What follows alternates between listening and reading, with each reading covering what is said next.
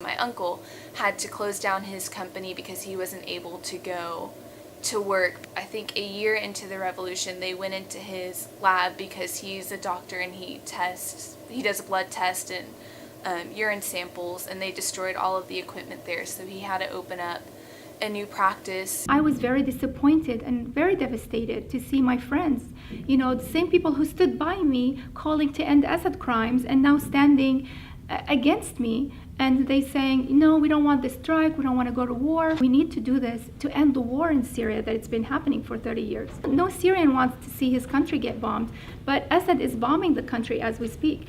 Assad is destroying the country. He has shelled over 33 churches and over 1,500 mosques and hundreds of schools, hospitals, roads, buildings, villages wiped out completely by dropping TNT barrels from the Assad's helicopters. This is where I draw the line. Going to Syria had an enormous impact.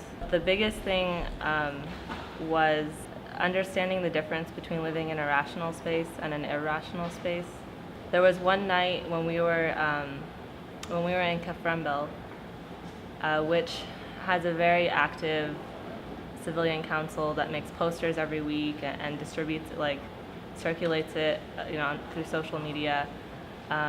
We spent the night with shells hitting our neighborhood, and I literally didn't know from 1 second to the next if the roof was gonna cave in on us. Just imagining what that does to a child over 2.5 years is something that I didn't want to forget. I didn't want to always have to be constantly reminded what it was like so that I could keep doing this work.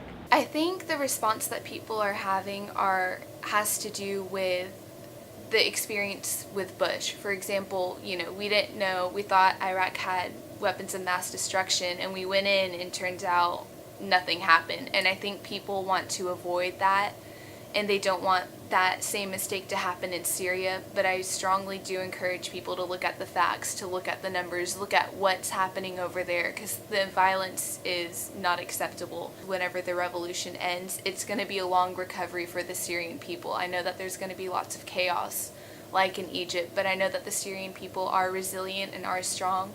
It will just take a while to go back and see family and get things back to normal. 120,000 have been killed so far by the Assad regime. We have over 6 million refugees. The country is destroyed. Syrians will prevail at the end, and Assad regime is going to be toppled, and we're going to rebuild a free democratic Syria.